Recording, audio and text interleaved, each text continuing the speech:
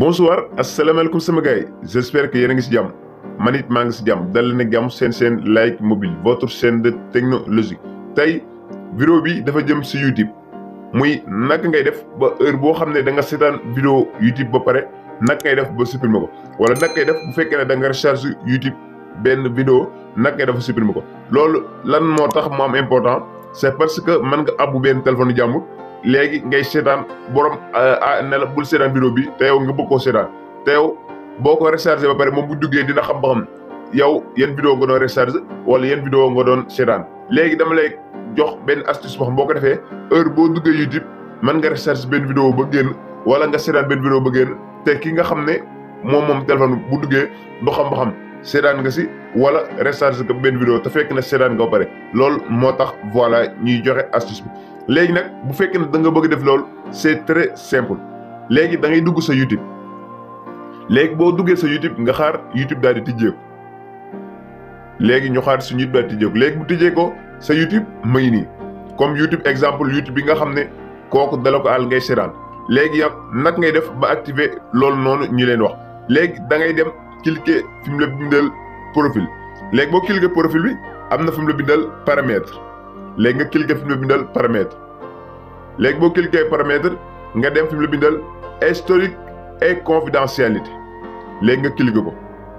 léegi boo cliquer historique et confidentialité fii mooy tijjeeku léegi première option bi ma ngi lay defal effacer historique des vidéos regardées deuxième mu defal la effacer historique des rechargés. effacer historique des vidéos regardées mooy lan mooy boo duggee YouTube vidéo yi nga xam ne da nga koo seetaan ba pare day des si téléphone bu fekkee ne yooyu noonu dafa des si téléphone nga bëgg koo supprimer boo ñëwee cliquer fi mu la bindal effacer historique des vidéos regardées mboolem vidéo boo xam ne seetaan nga ko ba pare rek day détecté nga xam ne kooku bu duggee du xam ba xam seetaan nga wala seetaan ko léegi bu fekkee ne da nga ko bëgg a effacer da nga koy cliquer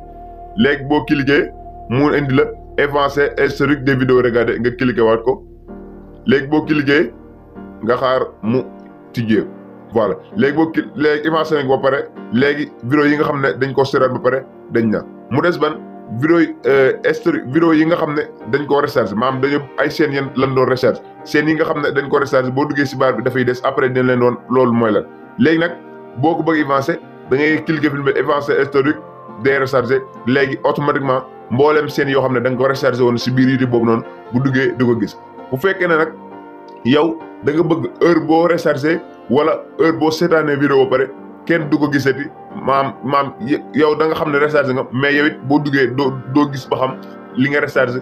lan nga doon rechargé wala lan ñan nga doon rechargé. léegi nag boo xoolee première option bi ma ngi lay indil suspendre historique des vidéos regardées boo cliquer film bi daal suspendre historique des vidéos regardées maanaam mboolem vidéo boo xam ne da nga ko seetaanee moom mooy détecter boppam doo ko gisati si biir YouTube boobu noonu. bu fekkee ne da nga bëgg heure boo tapé benn chaîne maam chaîne bi nga xam ne da nga ko rechargé boo duggee doo la ko waneti da ngay cliquer film bi bindal suspendre historique des rechargés moom it heure boo rechargé benn chaîne du la ko détecter si sa YouTube. yaakaar naa ñaari option yi am na importance si ñi nga xam ne day dugg YouTube di seetaan vidéo wala ñuy rechargé te duñ xam te duñ bëgg kenn xam ba xam seetaan nan wala rechargé nan léegi dañ leen di won léegi exemple la ñu léegi bu doon da nga dugg si YouTube bi nga tapé Like Mobile comme exemple da nga yor benn téléphone nga dugg si bo da nga bëgg a tapé Like Mobile te borom téléphone du ko gis léegi da ngay dinañ tapé Like Mobile léegi bu ñu tapé Like Mobile Sénégal voilà léegi ay vidéo Like Mobile mu ngi nii léegi nan def retour léegi bu ñu defee petit retour ñu xool léegi bu ñu duggaatee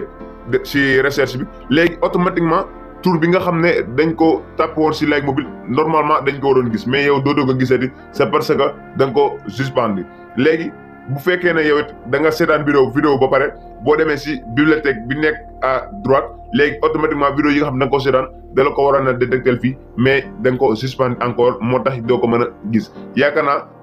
vidéo bi am na important wala dina am si ñi nga xam ne dinañ leen aider si côté pour ñi nga xam ne day seetaan vidéo ba pare te duñ bëgg